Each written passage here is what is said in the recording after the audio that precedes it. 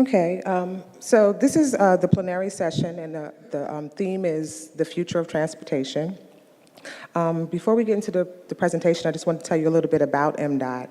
MDOT's mission statement is that before we dive in, is unique among the departments of transportation in that it is truly multimodal, with all transportation modes housed within one agency.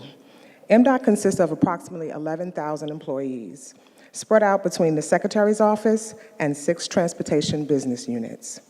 The 6 TBUs cover highways, transit, aviation, ports, toll, facilities, and motor vehicle services. As you will see in the following presentations, having all the transportation modes within a single agency leads to synergies that foster innovation and collaboration. With that, let's get right to the presentations.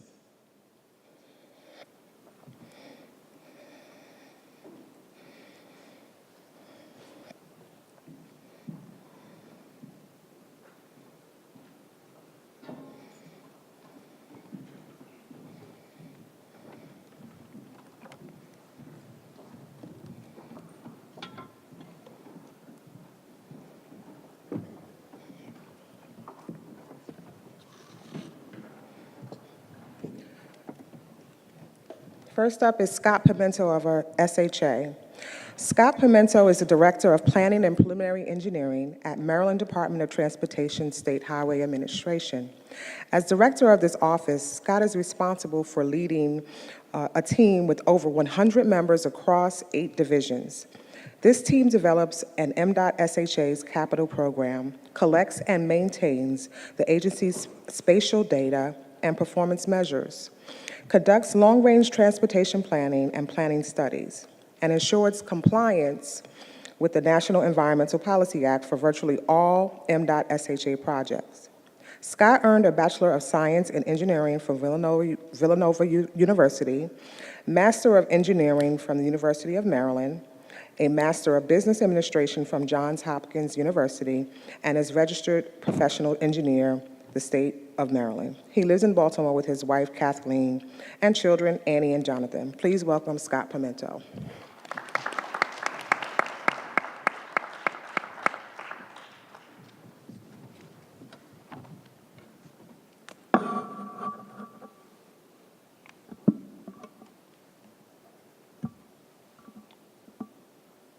Good morning, everyone. Thank you for that nice introduction. What was left out of there was Annie and Jonathan are 2.5 and 14 months, and I'm not a young man, so it's been pretty busy the last few years, actually. But good morning. It's an honor to be here with you, part of such a special event. I'd like to share with you this morning an overview of our program and some of the exciting things we're doing here at SHA.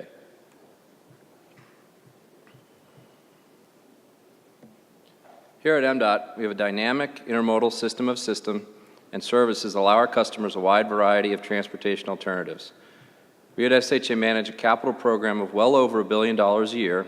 Our teams are putting out major capital projects in every region of the state using new project delivery methods that are leading to better projects with shorter construction durations, resulting in significant cost savings to help serve an increasingly diverse base of users.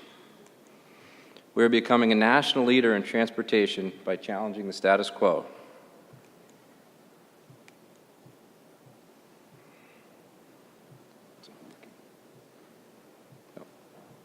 Given the proximity to our nation's capital, the traffic volumes and congestion levels, reliable infrastructure assets are extremely important. Our leadership is embracing innovation and modernization and delivering real, lasting results. Our mission is to embrace the power of innovation by harnessing change and providing real, impactful results to deliver the best possible product to our customers. We will continue to build upon what is already great and modernize to realize greater service and efficiency to our customers. MDOT SHA is ready now to face tomorrow's transportation business needs and challenges. We're telling our story and putting context and perspective in our mission and vision, helping people, staying committed to highway solutions and projects, and delivering people to life's opportunities. By embarking on a bold new commitment to customer service, one project and citizen interaction at a time, we're bringing positive change to the people of Maryland. Graphics such as this are one example of the ways we are enhancing the customer experience by making agency information more accessible. Some of our team's highlights include the 450 projects we have active in construction, in response to our governor's challenge, addressing 69 structurally deficient bridges in less than 4 years. Our CHART team hitting the milestone of answering 1 million calls for assistance, and modernizing our construction bidding and project delivery with things like e-bidding and A+B delivery, pushing ourselves and our partners in the construction industry outside of our comfort zone, and at the same time incentivizing performance. Every day, M.SHA is responsible for the safety, mobility, and reliability of millions of vehicles miles traveled on Maryland's roads. Our system moves families, commuters, vacationers, first responders, and freight. And while state-owned roadways account for only 17% of the mileage in Maryland, M.SHA managed roadways carry 66% of the total traffic and 70% of the total truck traffic. We work every day to manage the performance of a complex system. We look at the data and the story this tells about where Marylanders are going now and where they want to go in the future. If you're someone who has been tracking how M.SHA has been delivering projects recently, you have noticed an abundance of capital projects hitting the streets delivered through alternative methods.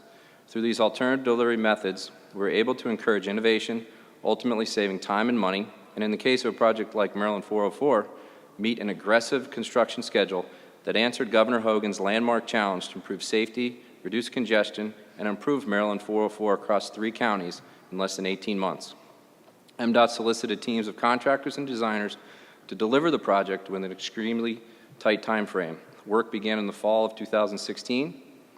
Team worked aggressively to stay on schedule and ultimately opened as promised by Thanksgiving of 2017. We also delivered the Severn River Bridge project, which was an innovative congestion relief project that stayed within the existing bridge footprint of the bridge and added a 4th lane eastbound to US 50 to improve safety and operations. We're also very focused on the movement of freight within and throughout the state. We use the Maryland statewide model to review the existing truck activity in relation to the freight corridor segments. And as you can see, the darker the pink area, the denser the freight activity. As expected, I-95 and the 81 corridors have some of the highest freight activity in the state. Our 2017 Strategic Goods Movement Plan update includes MAP 21 Fast Act performance standards, a freight investment plan, and establishes critical freight corridors to tie into the National Highway Freight Network. It also supports freight's importance to the Maryland's economy by identifying multimodal freight projects and needs statewide. Transportation planning is increasingly faced with unknowns. We need flexibility in order to deliver our projects and ultimately our program through the use of flexible planning processes, practical solutions, integrating innovation, and good use of data and the data and analytical tools that we have available. As part of our planning processes, we use the principles of asset management to be a key driver behind the ability to plan for tomorrow. MDOT has defined goals for the department's asset management program and critical infrastructure assets with which to focus implementation of a truly department-wide asset management program. Each TBU must advance processes to help achieve their goals through strategies for the critical infrastructure along with managing all assets through their life cycles.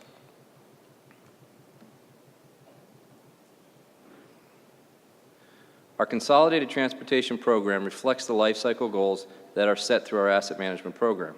As you can see here, we have a 6-year program that exceeds $1 billion a year, with the majority of the future of the program focusing on asset management, various system preservation programs, which must be fed with the decisions developed from our asset management processes.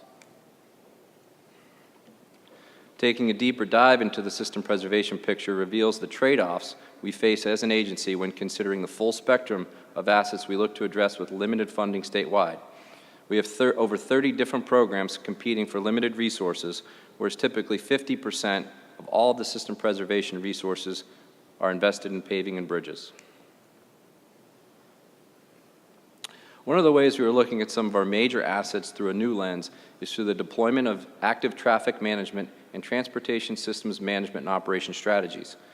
Our I-95 active traffic management project is 3.5 miles long and is being developed to introduce ITS technology along I-95 between Maryland 32 and Maryland 100. It will utilize the outside shoulder to provide peak hour congestion relief with the installation of overhead control signs to control when the shoulders can be used and monitor these shoulders during operation to ensure they can be utilized for emergency services if needed. We are excited about all that TSMO can do for our customers across the state. There are some systems that will require a truly transformative solution, and that is why we are currently working on our traffic relief plan. In September, the Governor, joined by leadership from Maryland's Department of Transportation, announced the beginning of a process to solicit industry for inputs and solutions to deliver major congestion relief to several key corridors in the state through the use of public-private partnerships. These P3 contracts will initially result in projects to design, build, finance, operate, and maintain new lanes on I-495 between the American Legion Bridge and Woodrow Wilson Bridge and along I-270. Some of the goals of the traffic relief plan will be to provide solutions to reduce delay and improve travel predictability, have no net state financial contribution, have an accelerated project delivery schedule, and foster flexibility and innovation. Within the last month, the MDOT-SHA issued a request for proposals for general engineering consultant services for the P3 program that will be used for planning and development through solicitation and into the final design and construction.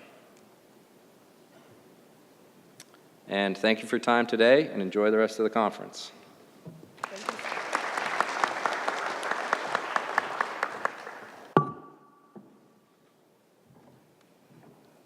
Okay, I'm going to save questions for the end to make sure we get all the presentations in. Next up, Leslie Dews, Motor Vehicle Administration. Good morning. So I'm Leslie Dews, Deputy Administrator for Field Operations at MDOT-MVA. So today I'm going to talk a little bit about our systems modernization project, which is called Customer Connect. Prior to doing so, I'm going to speak a little bit about the organization, the space we occupy in transportation, some of our customer service initiatives, and then get into Customer Connect. So MDOT-MVA is an organization, of course, we provide both vehicle and driver services and products across the state of Maryland to both residents and businesses and other key stakeholders. We have 24 branch offices across the state. We also have 2 of which are in rural areas of the state so that we can service those populations a couple of days a week. We also administer the Vehicle Emissions Inspections Program alongside the Maryland Department of Environment. We also initiated within the VEEP program 10 self-service kiosks that allow our customers to actually perform the test on their own at their convenience. We have a call center operation, which is in Cumberland. We filled about 2 million telephone calls for the operators, about 100 operators up in Cumberland. We have 2 mobile apps, one of which will allow you to see the customer wait time before you go into the branches so that you can properly plan. And we have a mailing center. We have a huge mailing operation. We send out about 11 million pieces of mail a year. Interesting fact about that, we actually have our own zip code. So let's talk a little bit about our role in transportation. So we license over 4 million drivers, 5 million vehicles, 500,000 identification card holders. We also processed over 11 million transactions, and 68% of those are actually processed via alternative services, meaning internet or in-service kiosks. We also have nearly 4 million people that are actually walking into our branch offices. We also serve as a regulatory authority over dealerships, driver instructional schools, as well as tag and title companies. So in terms of revenue, we bring in over $1 billion a year, and the majority of that actually goes to the Transportation Trust Fund, which really supports a lot of the projects that we do at MDOT and other transportation projects statewide. I'm moving faster. So I'd like to talk a little bit about customer service, which is near and dear to our hearts, but not necessarily synonymous with a motor vehicle administration. I'm sure all of you have pleasant stories about your experiences at your local DMVs. It's funny, we often joke that in the movie Zootopia, the customer agents were actually portrayed as sloths. And so that's something we're really trying to overcome. It's a narrative we're really trying to change in the state of Maryland, and we're doing a lot to reverse that perception of the organization. So one of the recent changes was Governor Hogan's customer service promise, where it was a mandate to all state government agencies that we will focus on providing exceptional customer service. Our administrator, Chrissy Nizer, took it a step further and decided that the vision for the organization was to become a premier customer service organization. And that is, we don't want to be the best DMV in the United States. We want to be compared to the likes of a Chick-fil-A, a Nordstrom's, a Ritz-Carlton, that are known for superior and consistent customer service. So all of the efforts that we're doing and some of the things I'm going to talk about are really focused on improving that experience of the customer, really changing the perception of the organization.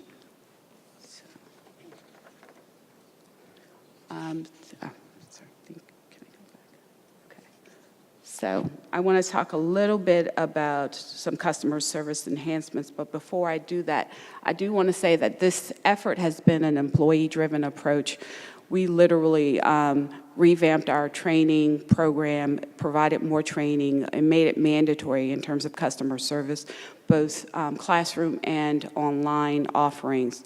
We also, and I think it's been the most invaluable thing we've done, is actually the administrator and myself, we go out early mornings to staff meetings to talk to frontline folks that deal with customers every day and get their ideas about what they know can be done to improve customer service. And some of these enhancements I'm going to talk about really focus in on that.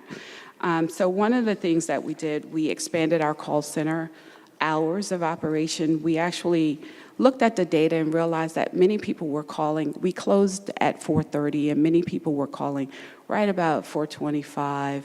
And so we just decided to expand our hours for about for 1 hour just to see what would happen. And what we found is that that change allowed for over 400,000 additional calls annually to come into our call centers, and we're certain our customers appreciated it.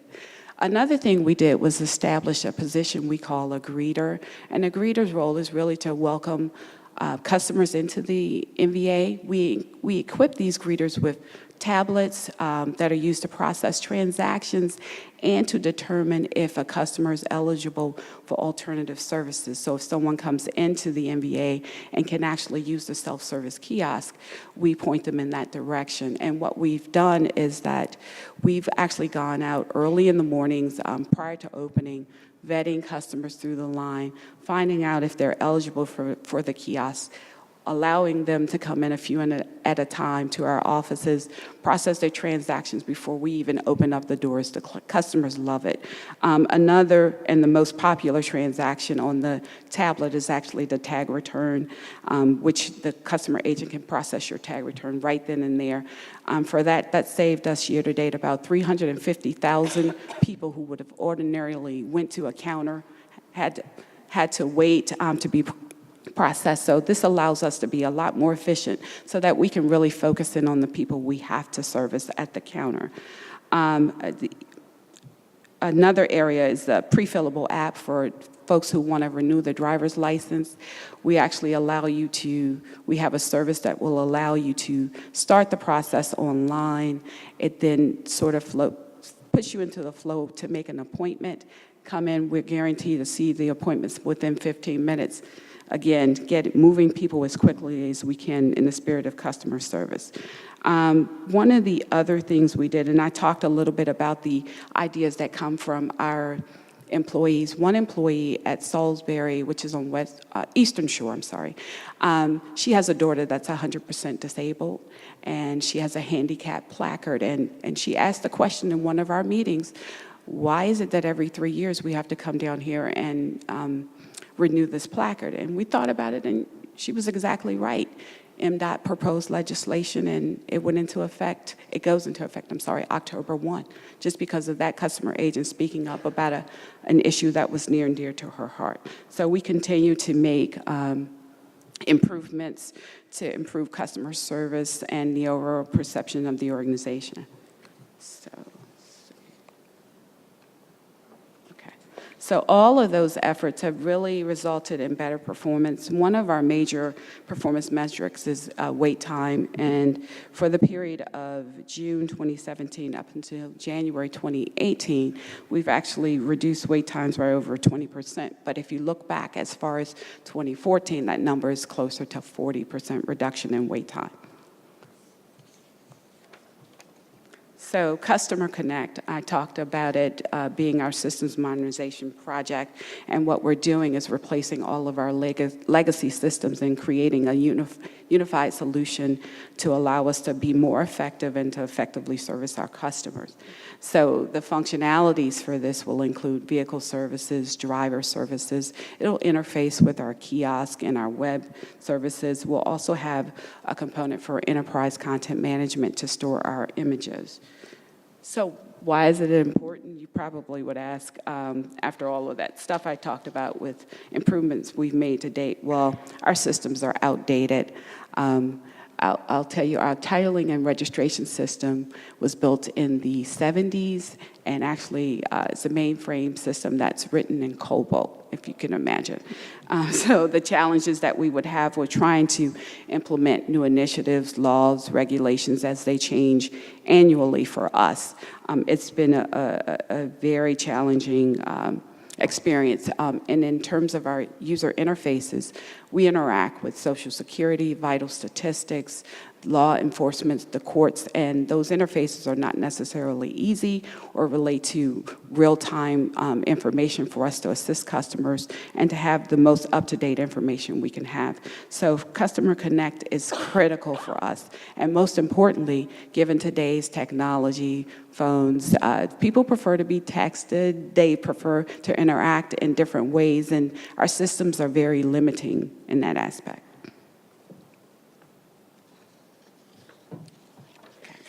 I'm gonna hurry up. So modernization, I'll just give you a quick overview. Modernization for us, it really will allow us to have a 360 view of the customer.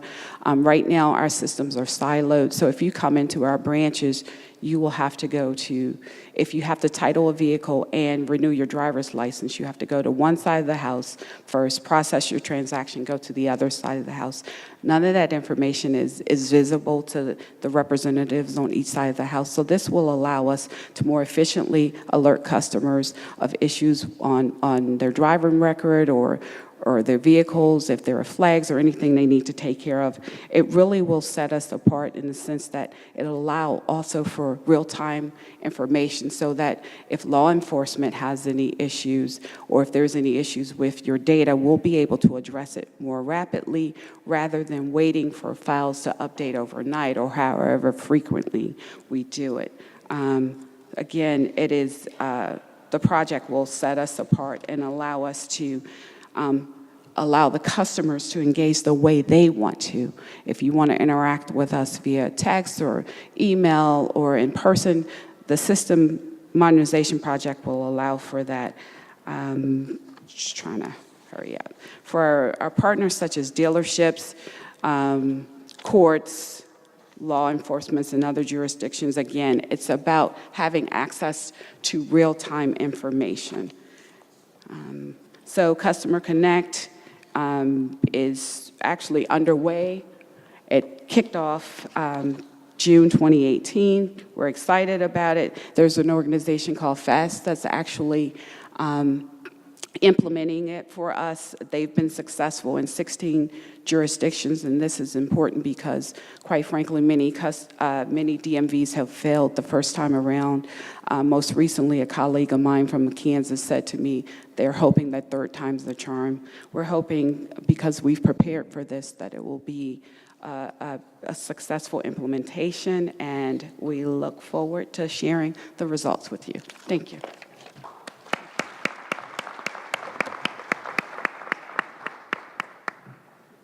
Thank you, Leslie.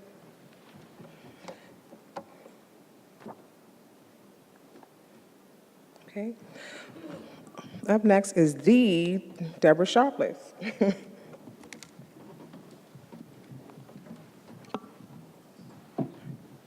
morning. As Jacqueline said, I'm Deb Sharpless from the Maryland Transportation Authority. I serve as the MDTA's Chief Financial Officer. I'm excited to have this opportunity to present to you the innovative steps that we took when procuring our toll system that replaced our existing and the outcomes that we're expecting. Very quickly about MDTA. We're a mature tolling agency. We were established in 1971. As with many tolling authorities, we're responsible for financing, constructing, operating, and maintaining our toll facilities.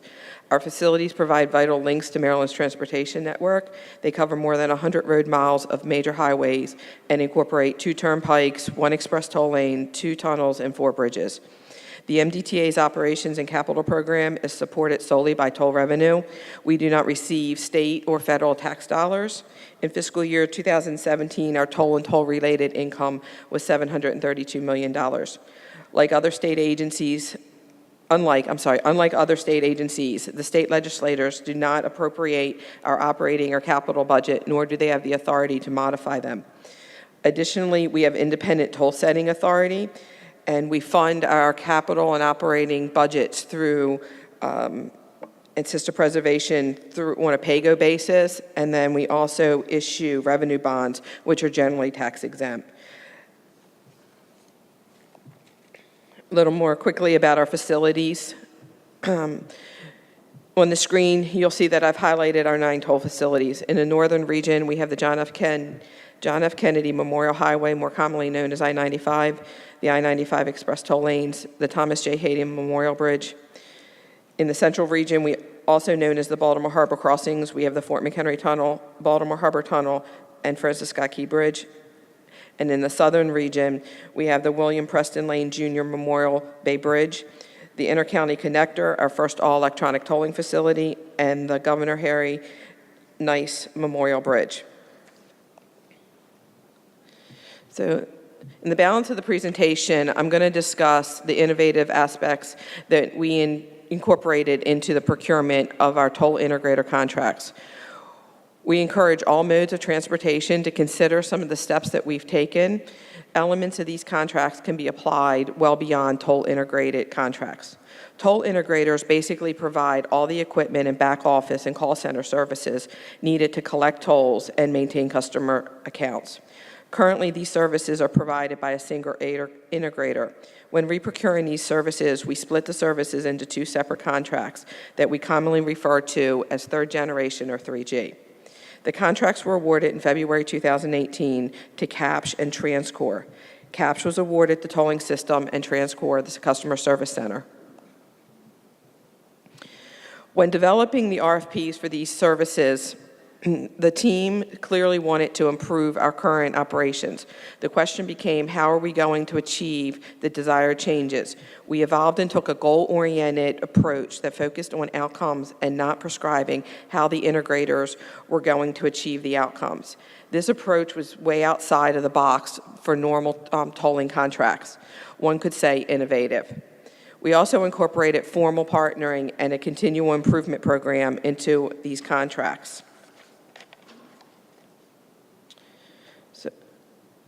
So what did performance-based, non-prescriptive RFPs get us? They gave us a new future. The new system will not be the same as today with a few more bells and whistles. And to say we're excited is a major understatement. We have the opportunity to have a modern, reliable, and accurate system in which we can provide our customers with new operations, options, and an all-around better customer experience. The structure of the contracts allow the toll system, which is what happens in the road, to hand a completed transaction off to the customer service contract. You might ask, why is that important? It's important because the CSC architecture allows us to accept any completed transaction. Any transaction. That means from other tolling authorities, it means from other roads, and it also means non-tolling transactions. It's another step towards MDOT's transportation business units having an option to serve customers as one MDOT. The lane equipment under the toll system moves us away from only being able to toll based on the number of axles. Also, the system is designed to be configurable, allowing for easier implementation of technology improvements and business rule changes. Under the Customer Service Center contract, the new conveniences such as mobile application will be available to customers to make payments and manage accounts. They provide convenience for both frequent and infrequent users, and major improvements will occur with our website and phone system. So, as with all of us, we wanted to procure the best contracts possible. We specified the required functionality and the performance, but we did not define how or what is required to provide the functionality or performance. For both contracts, the MDTA identified 7 goals. The goals focused on data integrity, project team, design approach, transition, customer service, partnering, and economic benefits. The proposals were evaluated based on how well the integrators would meet our goals. Partnering was identified as a critical goal.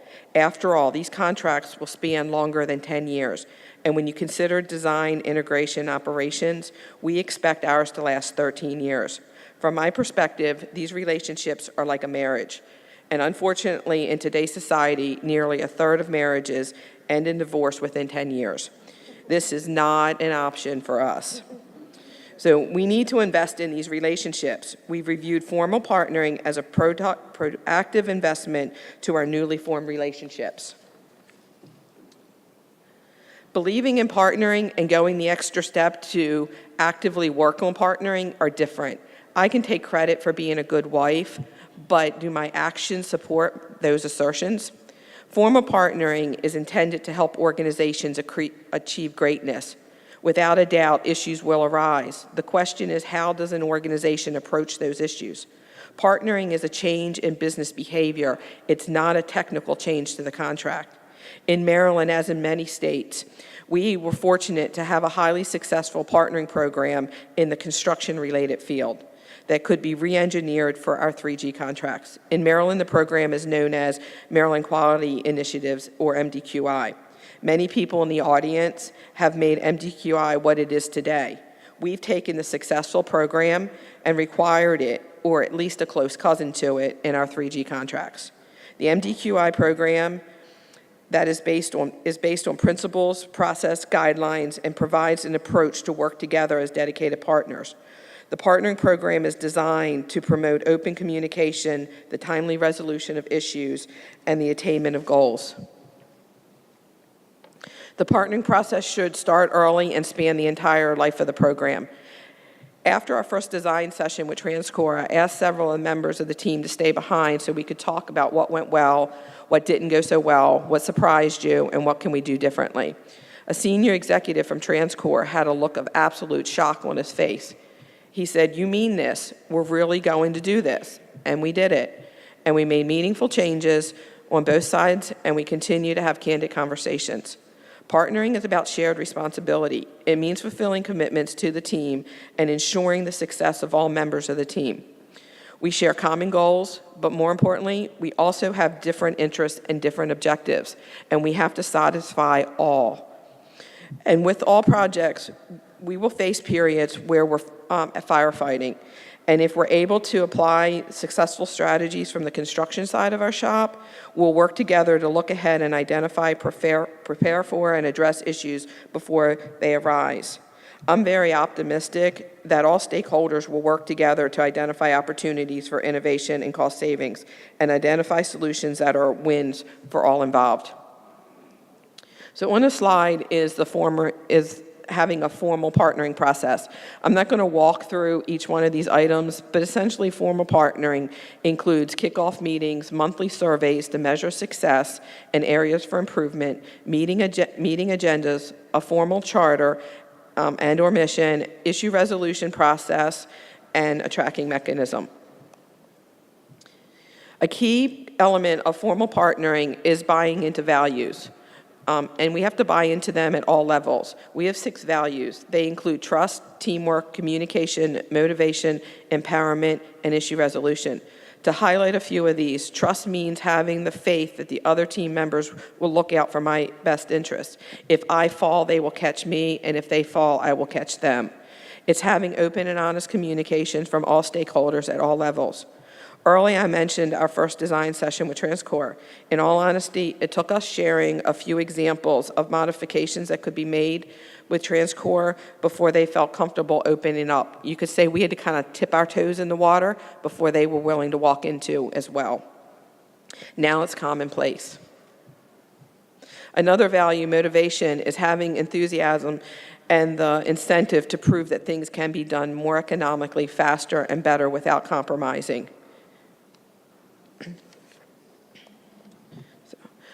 Under the 3G contracts, there are 3 separate partnering programs, partnering between MDTA and the toll integrator CAPSH, MDTA and the CSC integrator TransCore, and between the 2 integrators. And in all honesty, in this market, they are fierce competitors. But under our contract, they have to partner with each other. That's the expectation that we set, and that's the expectation we're going to stand behind. And when we transition from design and development implementation to operations and maintenance, we're going to refresh the partnering. And everything that I talked about in the process, we're going to do it over again on the operations and maintenance side. Our 3G contracts also include continual improvement program. Our contracts, when they were executed, we were all using flip phones at that time. Can you imagine using a flip phone today? And that's how we have to look at these contracts too. We want to be able to keep them modern, and as new technologies come along, we want to be able to provide that technology to our customers. And as part of the program, when improvements are made, yes, we pay for those costs, but at the same time, the benefits that we receive and the integrators receive, we share in those benefits. So the question is, do you have room in your toolbox for partnering programs, non-prescriptive contracts, and continual improvements where we can start working with some of our critical partners that span decades, and instead of it being we versus them, it becomes us?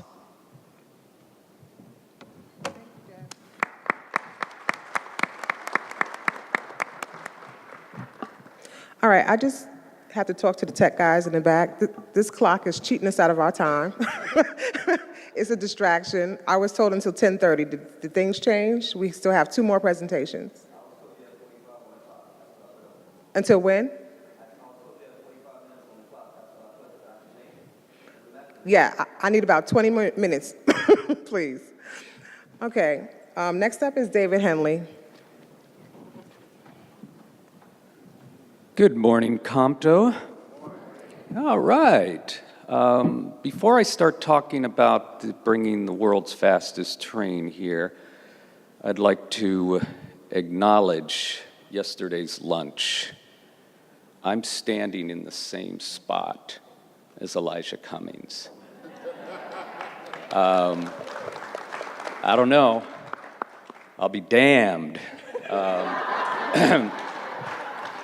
Sly Stone indeed. And also Lady Baltimore, Catherine Pugh, the great mayor of Baltimore. So we grow great leaders here in Baltimore. So I'm very proud to be here. I'm proud to be in the same spot as those 2 great people. I'm going to start off talking a little bit of a history lesson.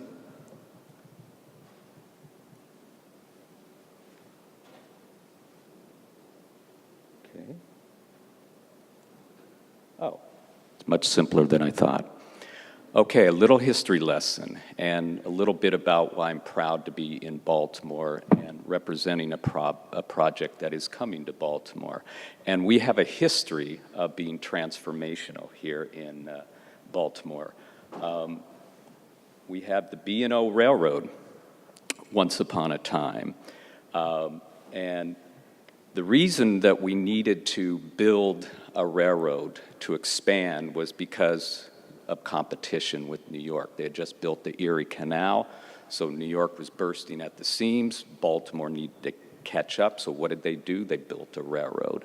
They built a railroad that extended hundreds of miles to the west and opened up the economy not only to the west but also to Baltimore, putting ourselves on the map. Okay, the B&O Railroad fed hundreds of millions of dollars in freight but it also carried passengers, millions of passengers, south and west, completely transforming the city and transportation in the 19th century. And we're poised to do it again, and that's what I'm here to talk to you about. We want to bring the fastest train in the world to this corridor. This is a train that is in operation in Japan right now. Bradley Mims, are you here? Bradley Mims has been on that train. I've been on that train with Bradley. So we can speak about the proven technology that is in place that we need to bring here to the Northeast Corridor. It's been 50 years in the making. The Japanese don't think about next week, next month. They think about the next decades in advance. So in 1964, they built the bullet train, which was then the fastest train in the world. And they immediately started thinking about the next generation of trains. They found maglev, they developed it, they made it better, they perfected it, they tested it, and they put it in operation, and it's now under operation and under construction for a distance of about 175 miles, which is just shy of what it is, or actually we're about 200 miles if you think between Washington and New York, and that's our plan, is to bring that technology to serve that market. It is the fastest train in the world, as I mentioned, Guinness Book of World Records. It can go 375 miles per hour, although when Bradley and I went on it, it only went a mere 311 miles per hour. Okay, what's different about the train? If you look at the image on the left, it is the traditional train that we all know and sometimes love. Steel wheels on steel rails, catenary, kind of noisy. Then the image on the right shows a train inside what I call a cradle, but it's technically called a guideway. And inside the guideway are magnetic coils, and on the side walls of the train are corresponding magnetic coils. And they interact with each other to provide a lift to the train and propulsion. So you actually, as you travel, you're going on wheels about 90 miles per hour. Those trains lift up just like an airplane, and then you're floating, you're flying. And no detection of motion. It's like you're on a plane without all the disruption and all the air turbulence. And it's a very elegant ride, and it can go very quickly. It's safe, it's fast, and it's green. Right now in this country, we have Acela, which is considered fast train for this country. Technically, actually academically, it can go 150 miles per hour, but only in 6% of its territory. On average, it really only goes about 90 miles per hour. In Europe and other places, China, other places, you have trains that can go 220 miles per hour. Well, this one goes 311 miles per hour. I mentioned it's in a guideway, so it can't derail. It's on its own exclusively. There's no other trains there. So there's no freight, no commuter trains to conflict with it. It's also very green. All right, so our vision, as I mentioned, is to go from DC up to New York in 1 hour with a stop at Philadelphia. That's the express route. We'd also have a local version, which would stop at BWI Airport. Is Ricky here by any chance? Ricky and BWI are big fans of this project, very excited to have a station underneath their airport. Next stop is Baltimore, yay Baltimore. Wilmington, Philadelphia Airport, Philadelphia, Newark Airport, and then on to New York. And the reason the airports is we want to merge fast trains with airports. So you have a seamless source or mode of transportation. If you're a Washington resident and you're flying out of Pittsburgh, you get on the maglev, you go to the airport, it's all seamless ticketing. That's the concept there. But right now, this is where we are. Under a federal grant, we're looking at we have an EIS to look at a route between Washington, D.C. and Baltimore, and that's underway right now. And it's actually in partnership with my folks up here, MDOT. Right now we are determining not only the route, but also where the stations will be located. And the station will be in Baltimore, one at BWI, and in DC. We've narrowed the routes basically to one corridor with two versions. It's 40 miles in length. 75% of that is in tunnel.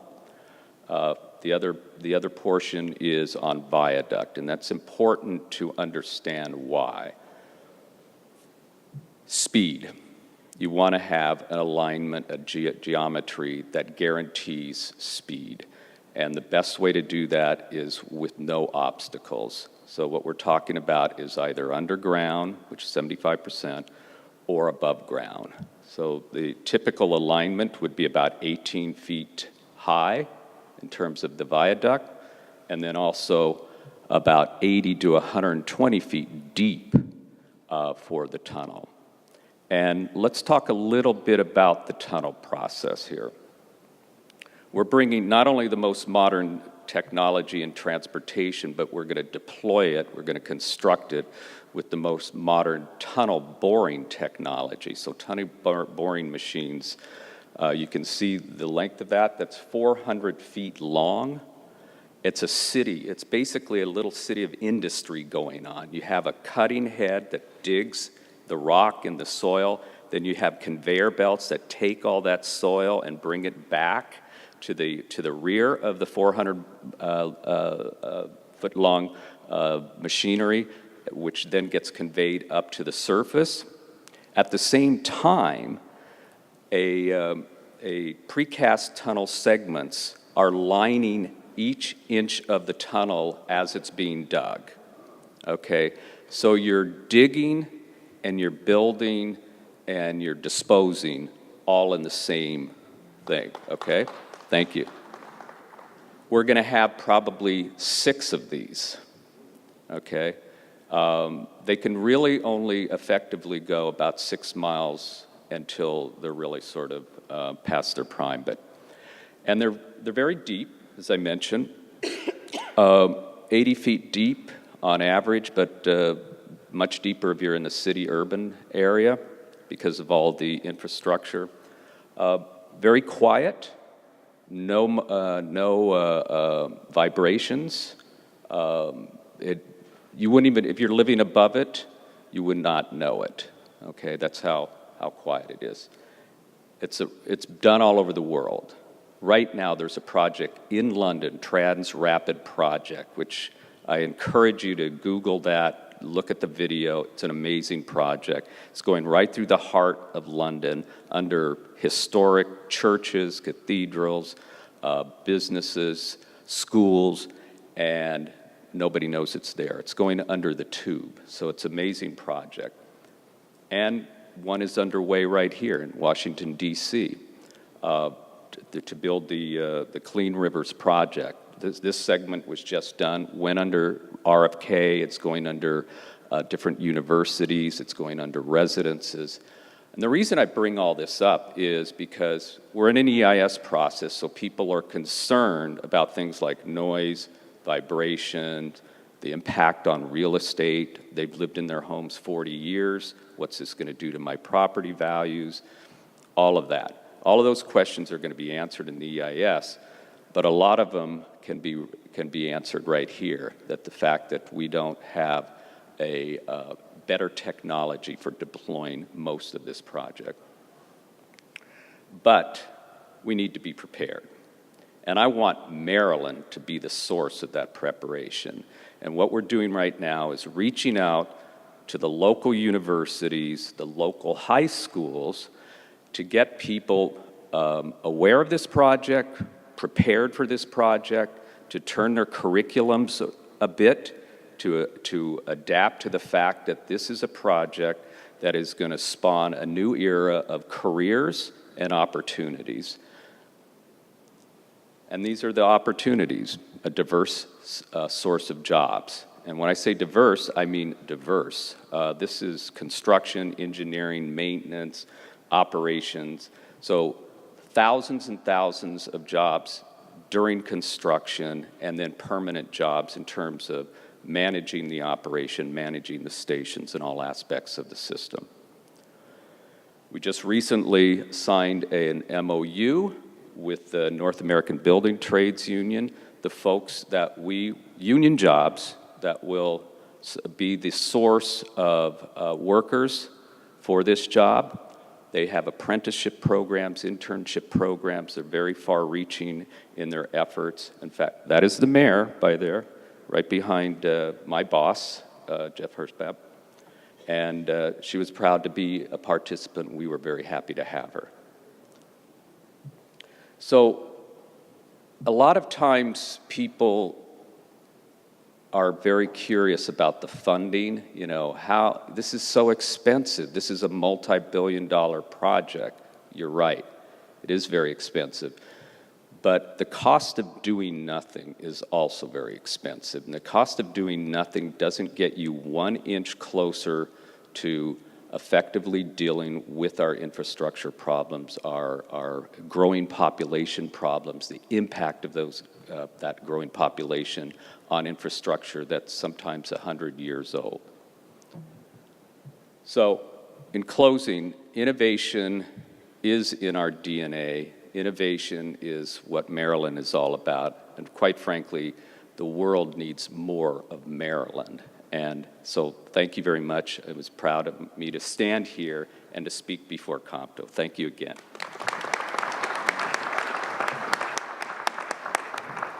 Carl Henderson, Jr.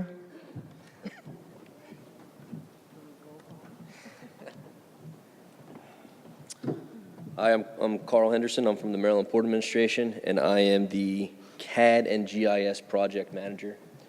Today I'm going to be talking to you a little bit about our enterprise GIS system and how we developed it. So about 5 years ago,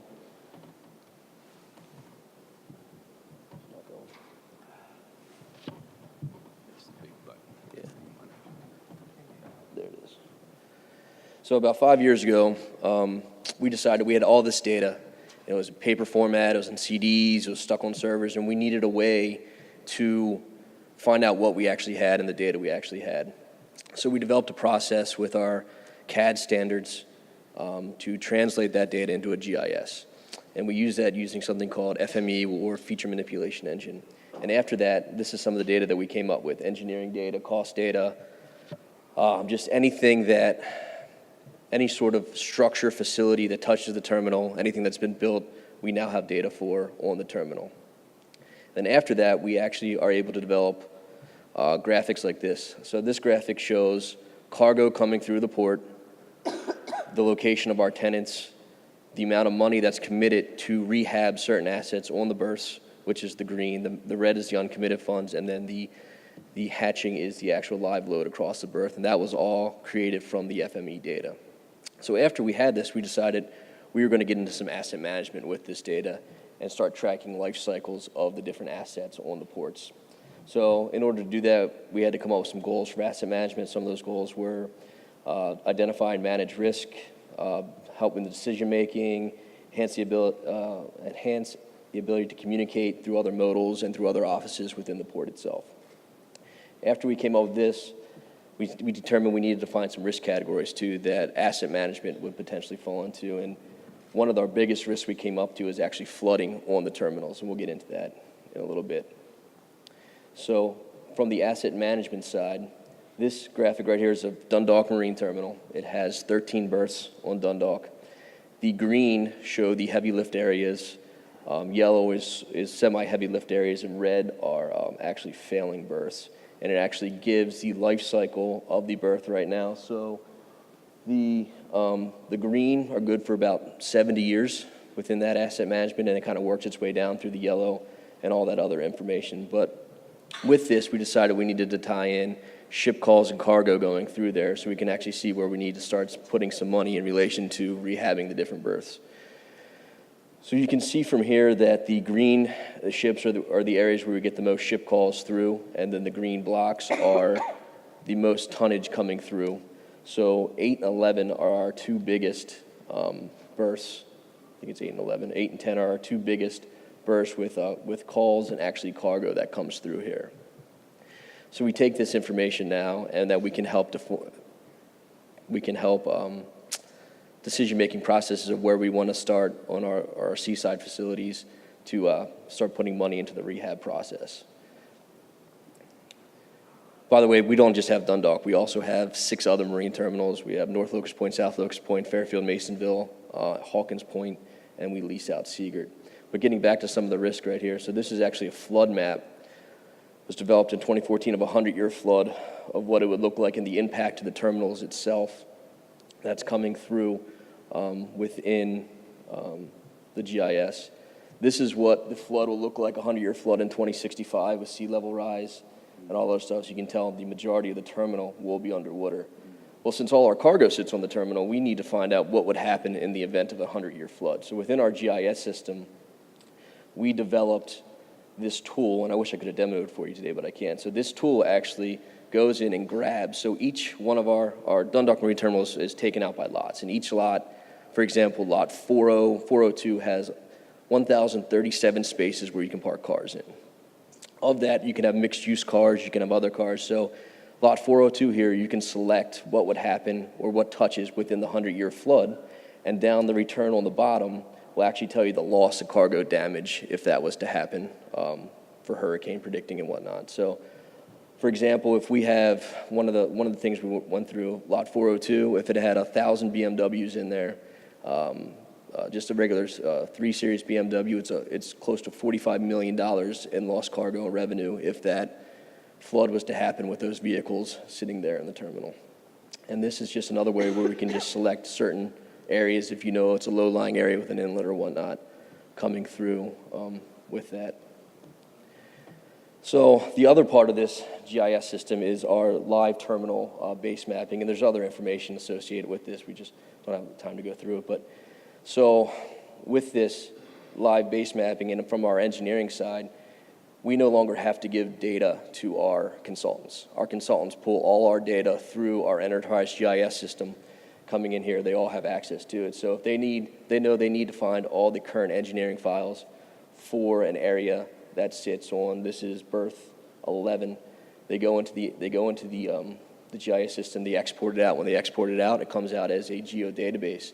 We then run it through FME to dump it into our CAD standards. They do their design work. They give it back to us at a 35, 45, 65% design. We can then upload it back into there too. So if another consulting firm comes in, just north of berth 11 and they're doing some crane rehab, they know that this firm is doing work here, so they know they need to pull the data from that firm too. So it has the actual firms communicating better and going through. And then looking ahead, some of this stuff has actually already been accomplished, so we've made this public to our consultants.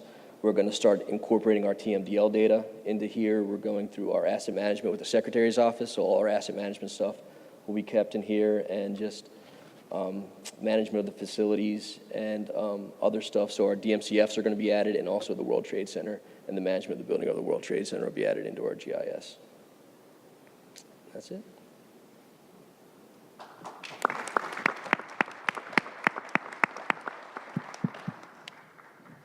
Okay.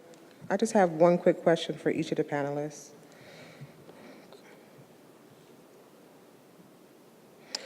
I'm starting random. So, David, how safe is the maglev train, and is it operated by a conductor, or is it self-ran? It is a fully automated train, so it's driverless. It's operated by a rail control center, central rail control center. I did speak a little bit about the safety aspects of it. Just to let everybody know, Japan Rail Central is the operator, developer of the technology. They're also the ones that have been running the bullet train for the last 50 years. Unparalleled safety record, no collisions, no accidents, no fatalities. Can you believe that? That's all true. And on top of that, an on-time performance which is within 30 seconds per train every day, okay? That's how disciplined this company is. That's the kind of discipline that I want to bring with the technology, because that's going to make it a much more successful operation. Thank you. Deb, what was, with the success that you had with procurement thus far, have you experienced any lessons learned that you'd like to share? At this point, the greatest lessons we've learned was in the awarding of the contract.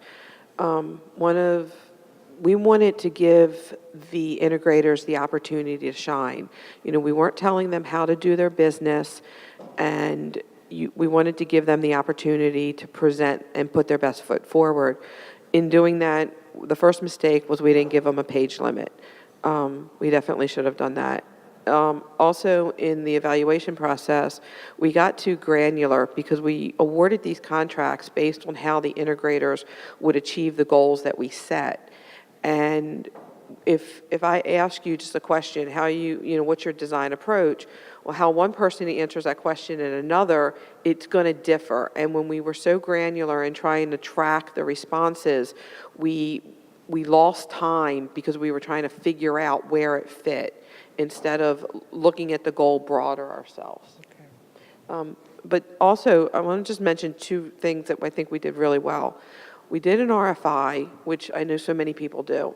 We also did a request for comment. When we thought the RFPs were good to go, we put them out, and we had an industry forum day, and we asked the integrators, do we have this right? You know, have we made mistakes? Are we allowing you to put your best foot forward? That was probably one of the best things that we did. Excellent. Carl, what's next with your future content? What can we expect with this GIS? So we're going to go into the asset management with the Secretary's office, along with TMDL data and other facility data. So we're actually going to BIM the World Trade Center. So it'll be an interactive 3D model of the World Trade Center, so we'll know exactly where every pipe, every wall, every nut, screw is going to be, along with all the facility systems that run the Trade Center. Okay.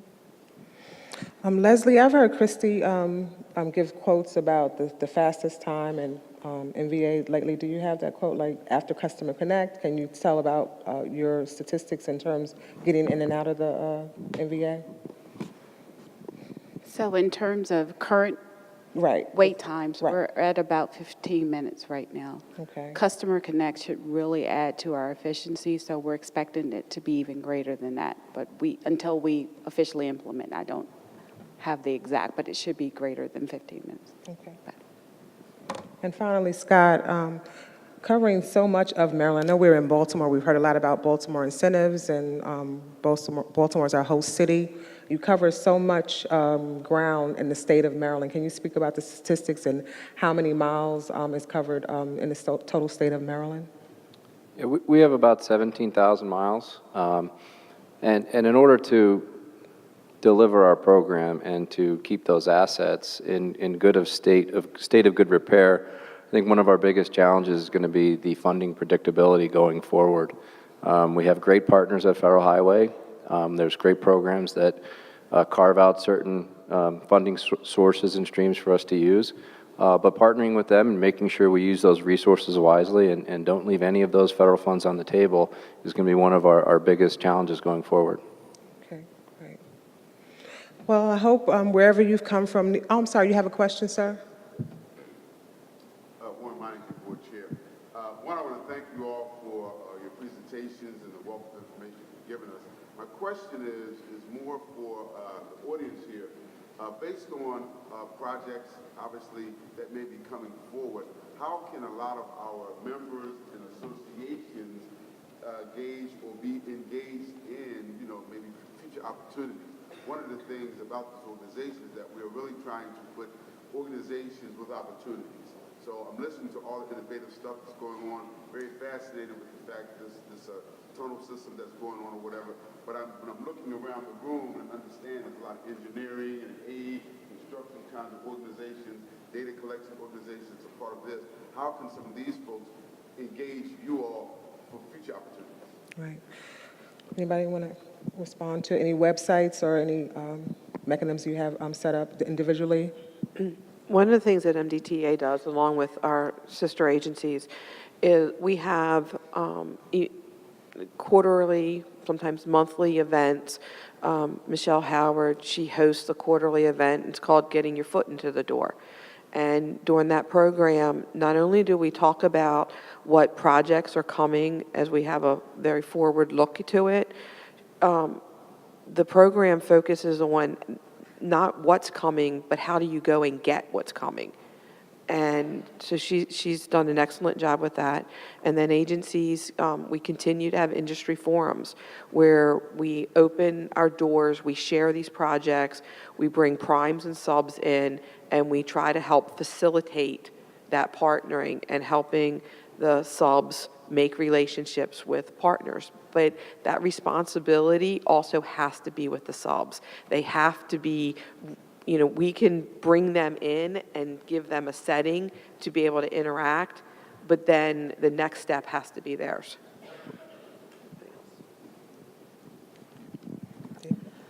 Thank you for that question. I unfortunately didn't put the slide in this presentation, but I have a slide which breaks out by discipline, by year, the types of work, and when that work will be coming up, which I can definitely provide anybody that wants it. I'm sorry it wasn't in this presentation.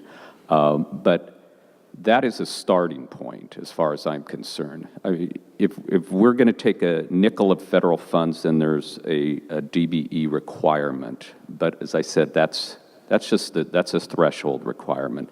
That we will have goals beyond that. We need to have goals beyond that. This is a Maryland project, so we want Marylanders, all Marylanders, to be involved. So we're being very aggressive about that, starting with the schools, getting them adjusted to the curriculum so they can feed and funnel in the folks that are needed. That's why we have an arrangement with the building trades union in order to take advantage of their apprenticeship programs, their outreach efforts, and build upon those. Okay. Yes, Michelle. To add on, so all of the state of Maryland contracts are advertised also on our agency website. But then we also have a link to the governor's office of small minority businesses, and we also have a link that everybody can go to when they want continuous contracts, like those that are happening every 3 to 5 years and things of that sort. We always keep everything on a link on the website so it's easily accessible to give you that information when we're looking for our small women-owned and minority business. Okay. Any other questions? We don't have anybody.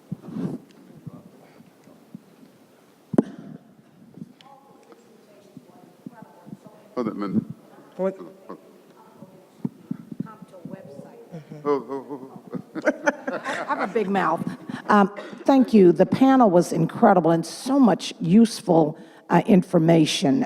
So we thank you. And I'm hoping that all of the information and the presentations can be uploaded to the COMTO website for our use. So thank you. Anybody else? Oh, I do have another question. I'm sorry. Got a question or comment? Maglift, what's the maintenance like?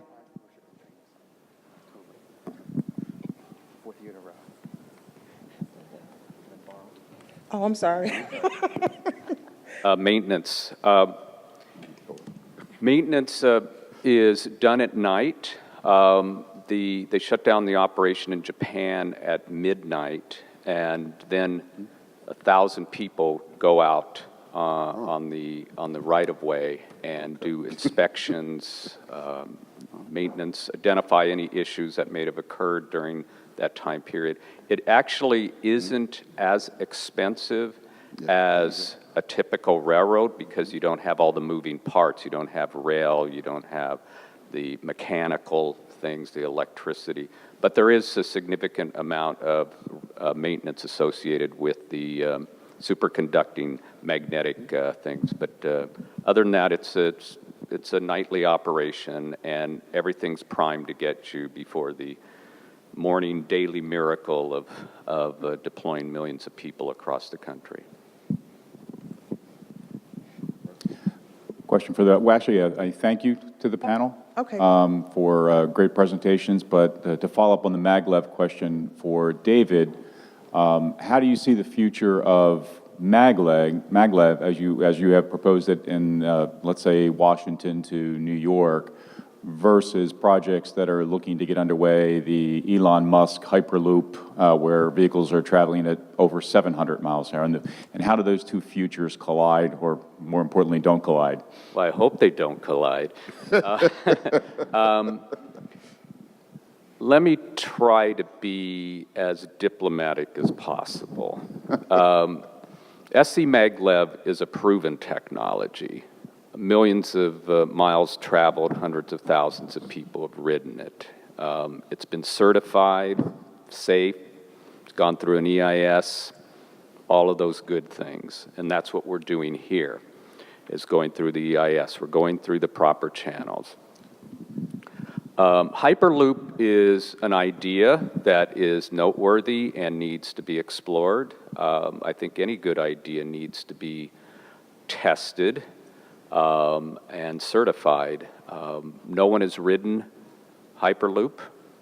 I don't know. I asked for a schedule of when that might happen. They don't have one. So a lot needs to take place first before I think they're at all competitive.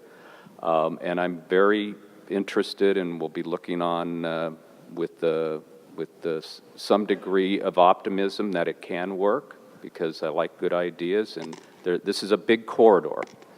Northeast corridor is huge. It's only 2% of the land mass, but $1 out of $5 is generated here, but we have all the old infrastructure and the problems associated with the Northeast corridor. So we need as many transportation options as we can get. Maglev was a concept that was developed in the early 60s, and yes, it went through 50 years of testing and getting it better and getting it better. If 50 years is the horizon we can assume for Hyperloop, then, well, we'll see. So, David, I have another maglev question. So, you said it took about 50 years and it was started in Japan. And so how are we going to leverage that expertise in the United States to make sure that we can handle that technology? Because I assume we don't have that expertise here, since we have not. This is the first one in the United States. Yes, we're going to have to build that expertise. Thankfully, the Japanese partnership is going to help bridge that with training in Japan on the operations. It will work especially well because we're in the Northeast corridor, and the Japanese corridor, Tokyo to Nagoya, is the most heavily congested rail corridor in the world. And anybody guess where the second most congested rail corridor in the world is? You're right, the Northeast corridor. So it in some ways parallels the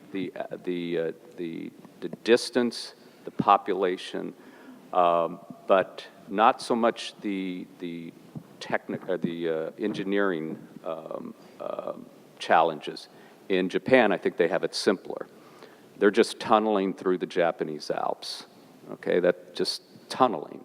Here we have a very congested, very densely residential area, lots of institutions nearby, some of them secret, NSA, Secret Service, some of them that are, just more important than others, the Beltsville Agricultural Research Center. So a lot of things that we have to thread the needle through. So it is difficult. We do need the skill set, as you point out, and we have to build that from the ground up, starting in high schools, getting the proper college curriculums formed, and then have a basis for funneling that expertise into this project. Bradley. It's expensive. And can you just let the audience know the cost per mile? Yeah, in terms of travel, buying a ticket, it's probably going to be about $2 per mile, which is expensive. It's on par. We want to keep it on par with, say, Acela rates, which is the faster version of Amtrak. In terms of construction cost, at this point, I'm going to say it's probably north of $12 billion. The last time we did a fully developed cost estimate, it was more in the $10 billion range, but that's been a couple of years. We're required to do a fully full comprehensive cost estimate of construction as part of the EIS, and as part of the EIS, we have to evidence that it's financially feasible. So we believe our revenue and ridership survey that's just being completed evidences a huge market, an untapped market for this area, so we think it is financially feasible.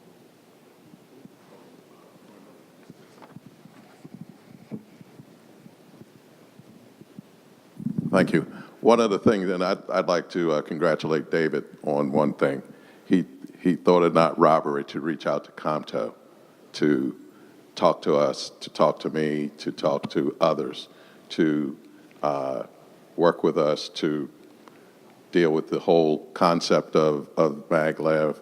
And again, as we're going forward, we have basically said that we are going to continue to work together to talk about the opportunities that will be involved. Once the CIS process is done, we will disseminate information to the larger organization to let people know what those opportunities will be as we move forward. So I thank you for that.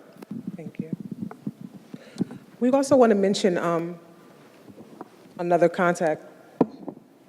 To expand for a minute on about getting jobs and contracts to minority businesses, I want to mention 3 other things. First is all of our contracts are advertised on eMaryland Marketplace. The state also takes initiatives such as having enterprise-wide workforce summits. We're going to have our 4th summit in Hunt Valley this October. And then also, Maryland has statute, obviously, but also regulations. And part of the regulations, it deals with penalties when minority goals are not achieved. And so that's, it's one thing to set goals, but they don't add a lot of value if those goals aren't achieved. And so Maryland has a mechanism to go back and look and see if those goals have been achieved or not. Now, there are circumstances where all reasonable efforts were made and the scope might have changed that makes a goal unachievable. But there's other situations where greater effort could have been invested in order for the goals to be met. And Maryland now has regulations in which penalties can be assessed. Any other general questions? Well, I hope you were inspired by our innovations. If you fail to plan, you plan to fail. So we look forward to working with COMTO and the other states around the country to continue evolving. So thank you so much. This has been the future of transportation. And thank you for my panel. Please give my panel a round of applause.